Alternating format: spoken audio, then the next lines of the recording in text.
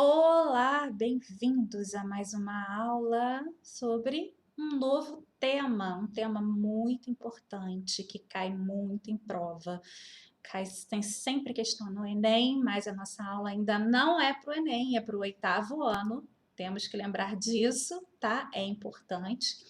E antes da gente começar o tema, antes do slide iniciar, eu quero ter uma conversinha com vocês, tá? Uma conversinha sobre o método de estudo, de como a gente deve proceder os nossos estudos, tá bom? Eu quero de verdade que vocês, agora, antes da gente começar, pegue o seu caderno, a sua caneta e faça anotações a respeito da aula, tá bom? É importante que a gente tenha esse exercício de anotar, de pausar as coisas que eu estou falando, a minha explicação, porque eu não vou ficar presa exatamente ao slide. A gente tem muita informação, é um tema complexo e é importante que você anote. Então você coloca a data de hoje, a data que você está assistindo o vídeo, o nome da aula, os temas e faça anotações do que eu estou falando, tá bom? Proceda assim em todas as videoaulas. É importante, é muito importante que você faça isso. Beleza? Já pegou o caderno, já pegou a caneta? Pausa o vídeo, vai lá, pega o caderno e a caneta e daí você aperta o play que eu vou ficar aqui te esperando quietinha, eu prometo, tá bom? E agora vamos lá. Falando sobre Revolução Francesa. Esse é um tema muito importante, tá, gente? Importantíssimo, eu já falei, e muito complexo, né? A Revolução Francesa é talvez um dos temas mais importantes do conteúdo do 8º ano. A gente já falou de revoluções inglesas, nós já falamos de iluminismo e tudo isso, para que a gente estudou tudo isso? Para poder entender a Revolução Francesa. Olha como ela é importante. Então, todos os passos que nós demos até esse momento foi para que a gente compreendesse o que aconteceu na França.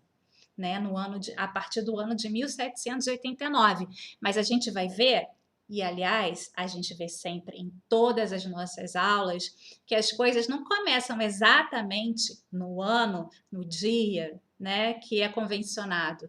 Existe todo um processo por trás, várias coisas acontecem antes que dão causa, não é?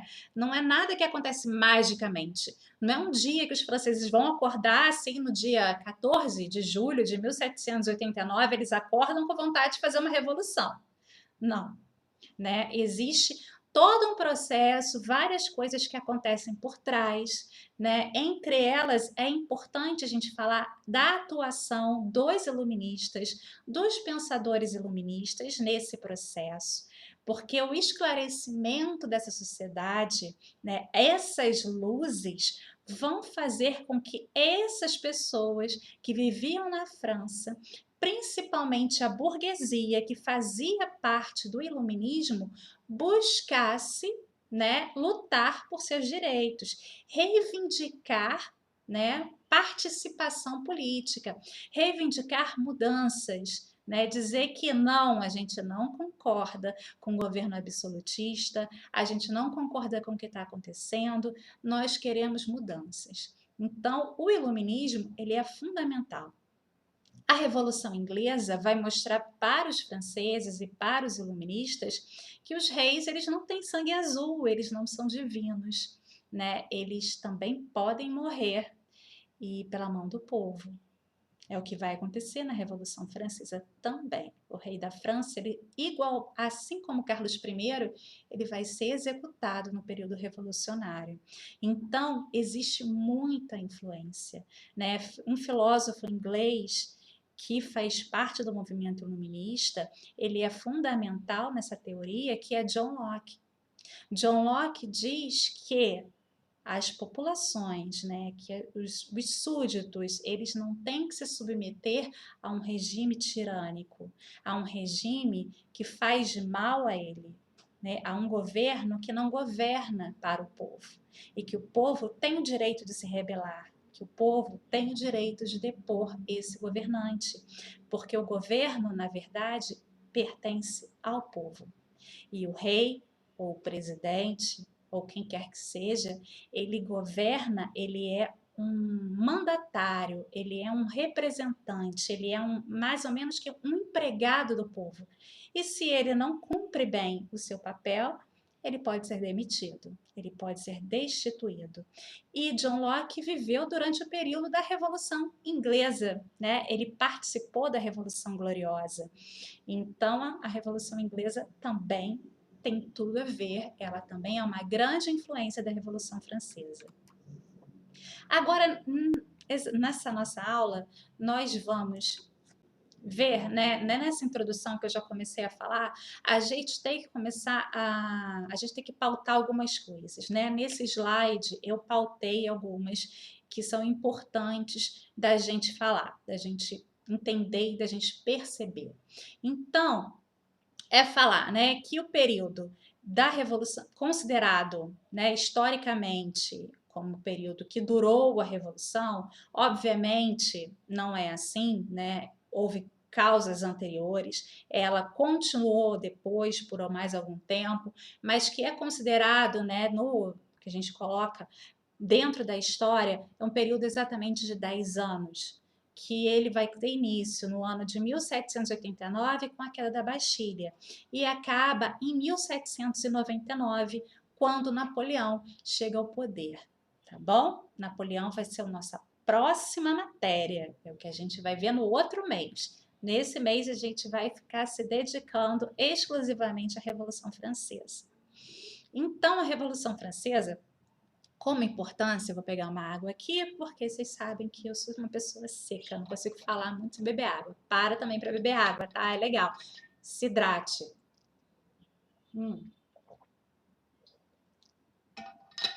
A Revolução Francesa, assim como a gente já falou sobre revoluções, né?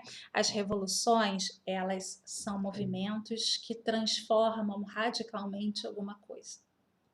Uma sociedade, uma cultura, a ciência, né? Então existe revolução de vários aspectos. E a Revolução Francesa foi uma revolução tão profunda que ela vai alterar o quadro político, econômico e social da França e do resto do mundo, tá?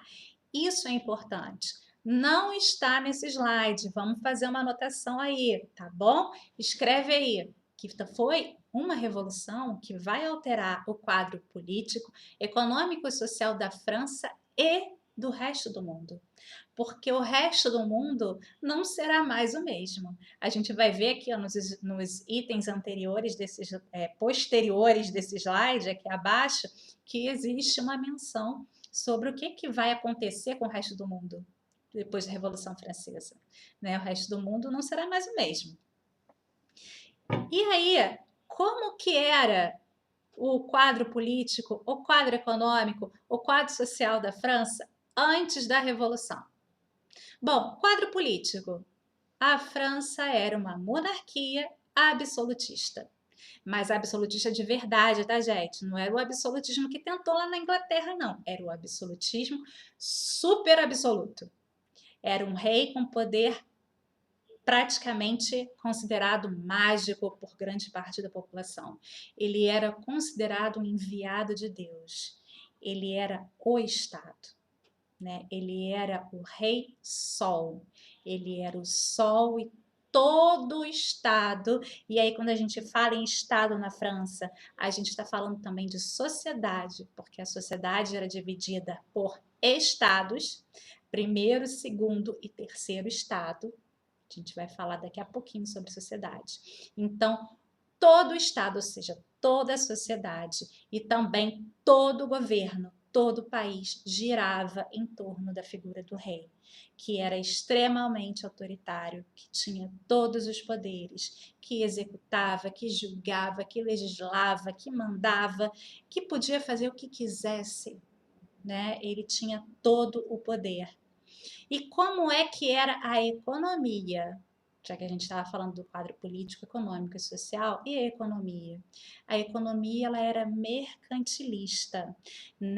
É uma característica dos estados modernos o mercantilismo, né? Em que o rei absoluto tem todo o poder sobre a economia também. É ele que dita os preços, né? Um país é rico porque ele é rico, porque o cofre do rei está cheio de ouro e de prata. É o cofre do rei que determina a riqueza de um reino, né? São a quantidade de colônias que o rei tem é que determina a riqueza daquele reino.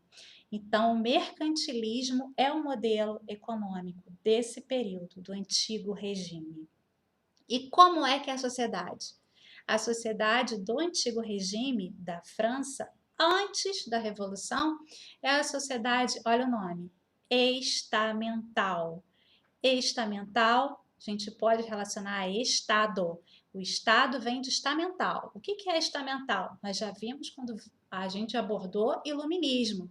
É aquela sociedade que é determinada as suas posições pelo nascimento. Então, se você nasce camponês, você morre camponês. Se você nasce nobre, você morre nobre. E não há nada que você possa fazer que vai te tirar dessa posição. Então, você estará fadado a ser nobre ou camponês, rei, para o resto da sua vida. Independente se você pode ser um nobre e ficar pobre, perder tudo, você continua sendo nobre.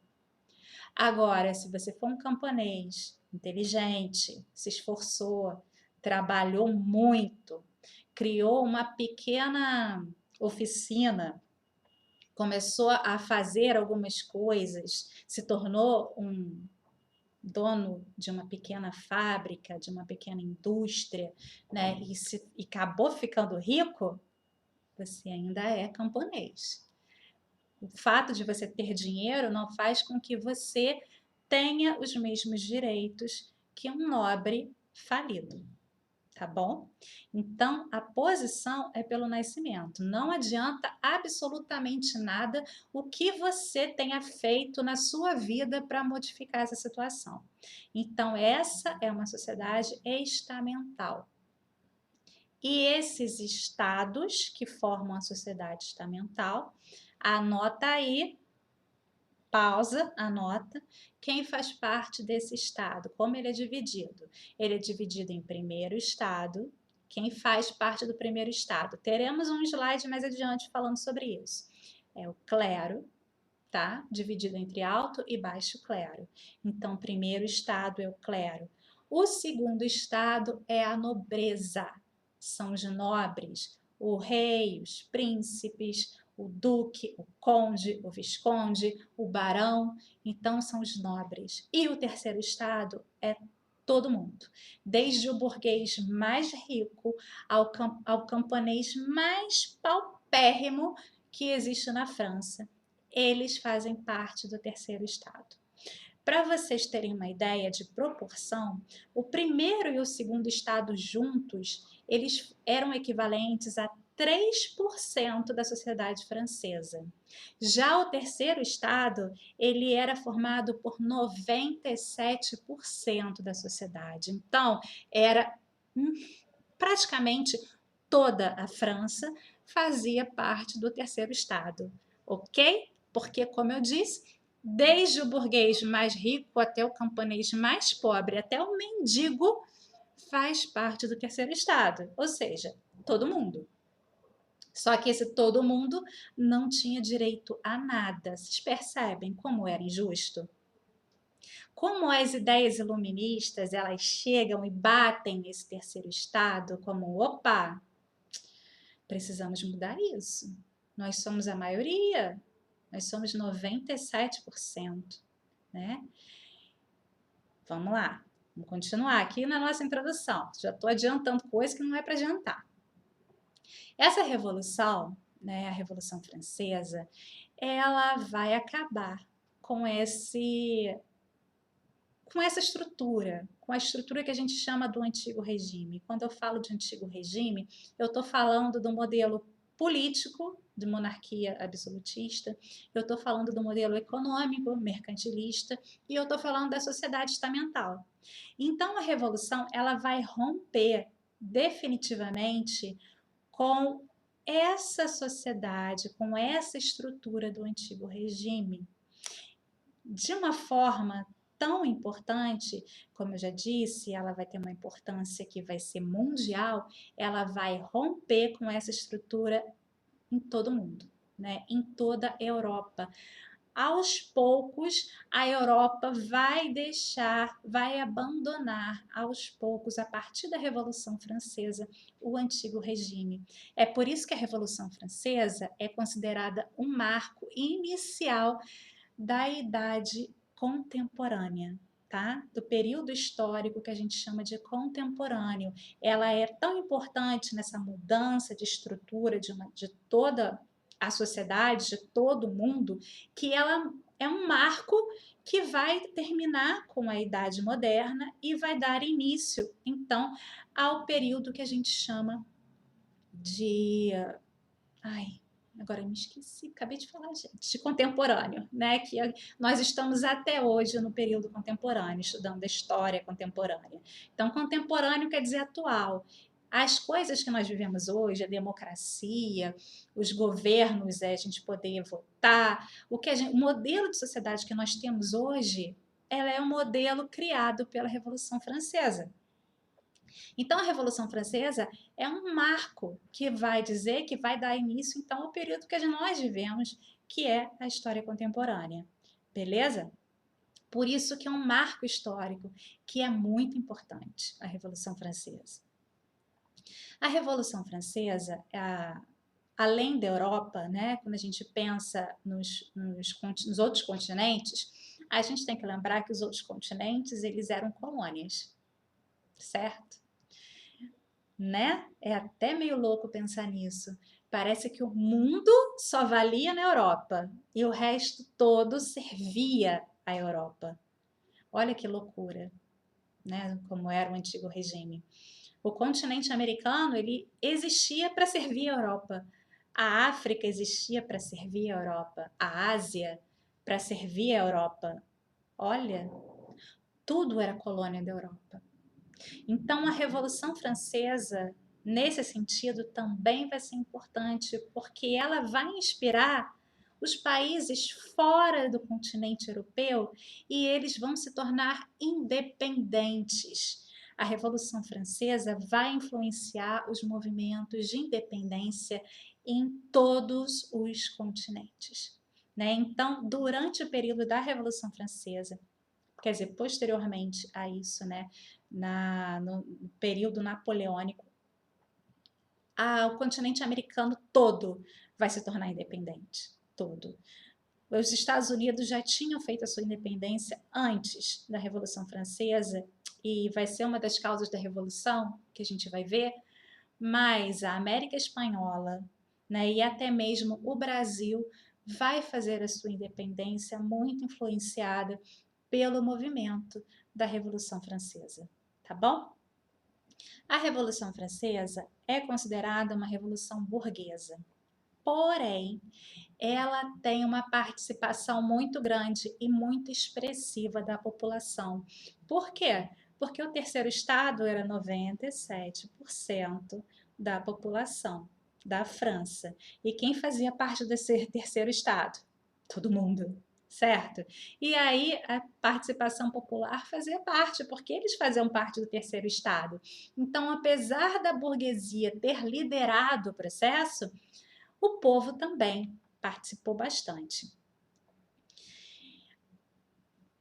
Bom, e a partir dessa revolução, da Revolução Francesa, é que, de fato, a burguesia passa a deter o poder no mundo, né? Na Europa e posteriormente na América e por aí vai, né? A partir dos processos de independências que vão acontecer.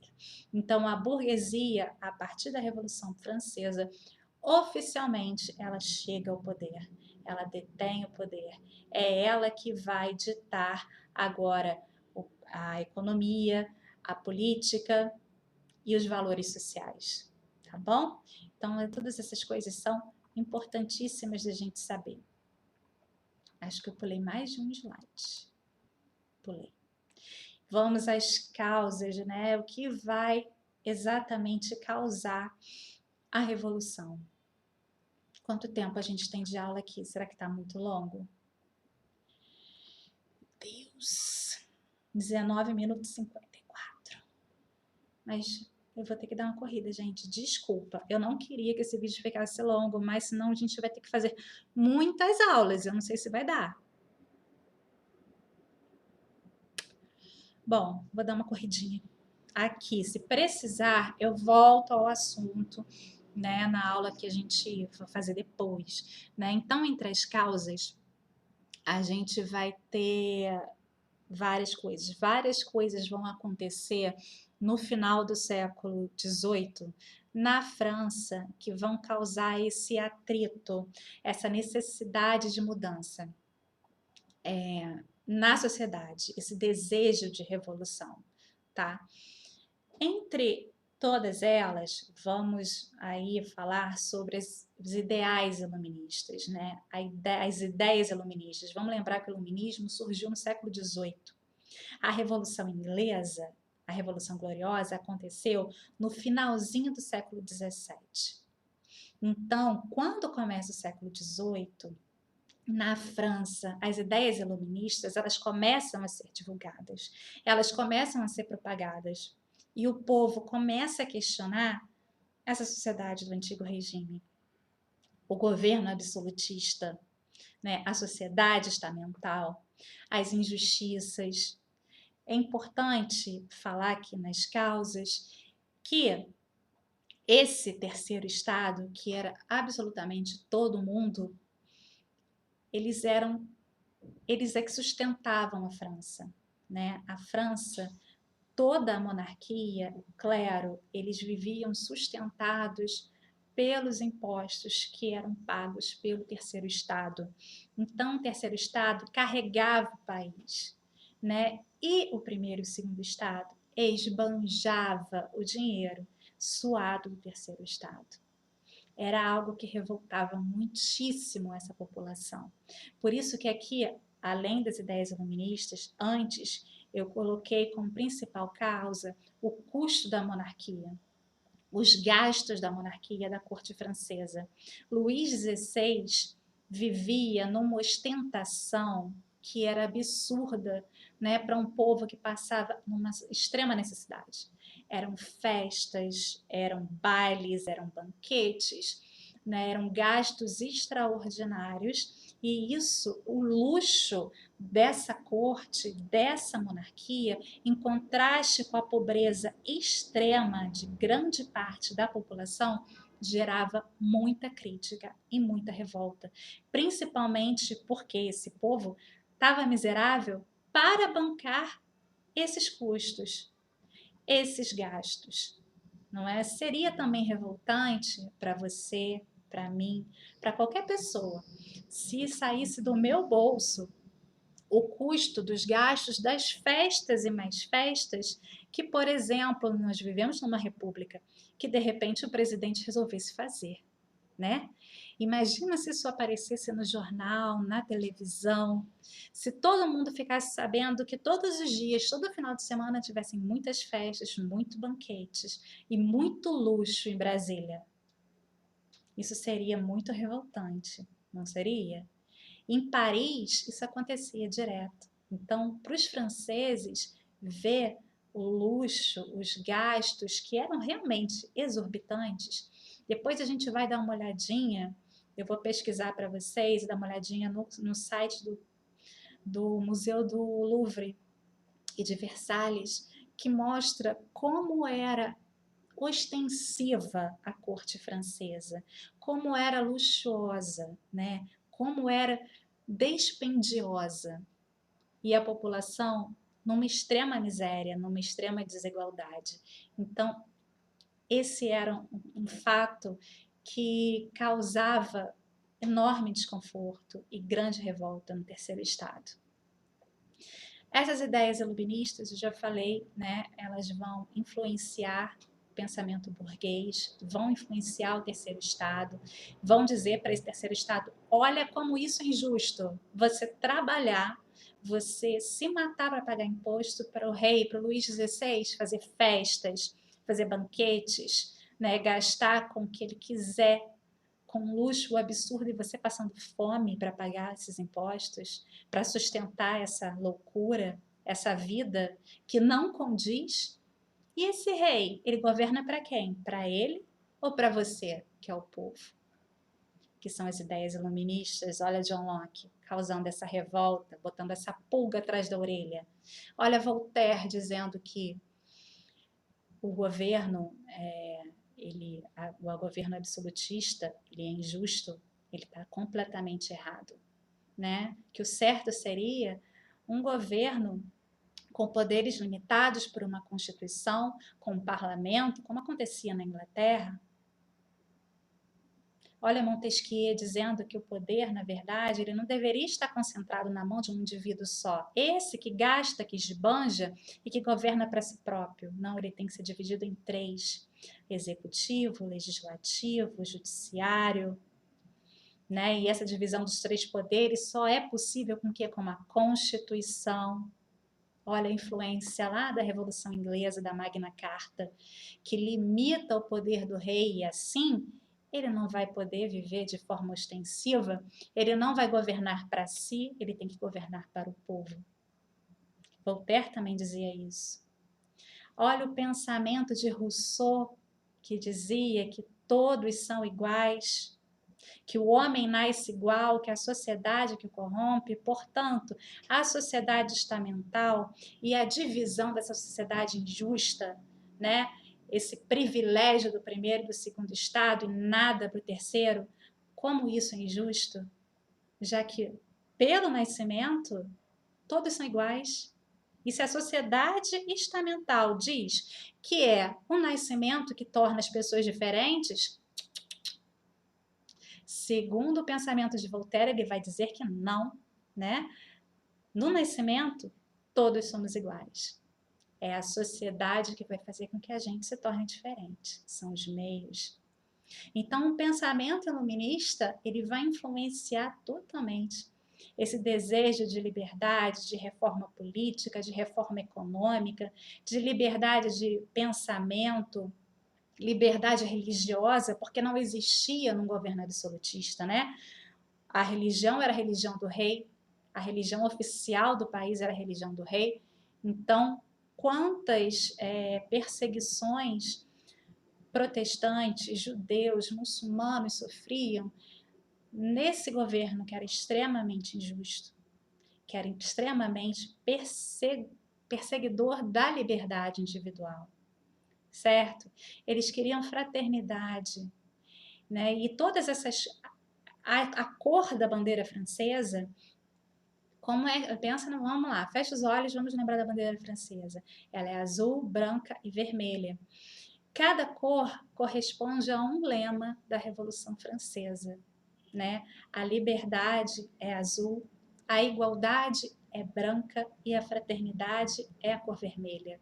Então, até a cor da bandeira da França, o hino francês, ele vai ser cunhado durante o período da Revolução, né? Então, para vocês terem uma ideia de como essas ideias, né, iluministas, elas vão estar aí no cerne. O gasto com guerras, agora eu vou falar da independência dos Estados Unidos.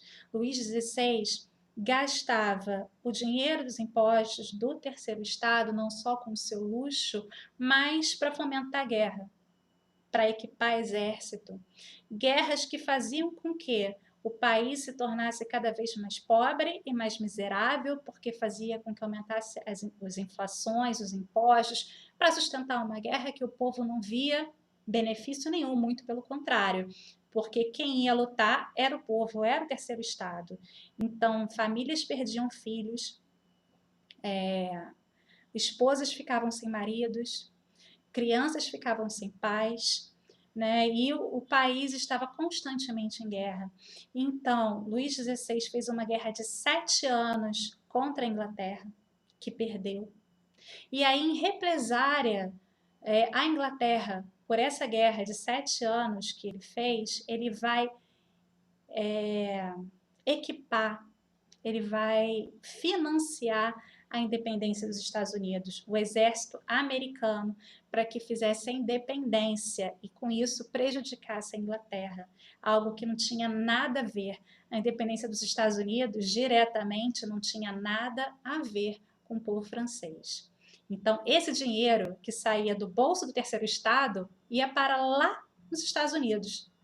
Esse dinheiro que saía do bolso do terceiro estado ia pagar para lá no Palácio de Versalhes para bancar festa. Então, todas essas situações, né, eram causas que traziam o sentimento de revolta, essa necessidade de mudança, essa necessidade de fazer algo novo, né, de modificar. E aí, sobre essas causas, porque vai ficar muito longo, de fato, a gente fala, já temos 30 minutos de vídeo na próxima aula, tá bom? Beijinhos, até!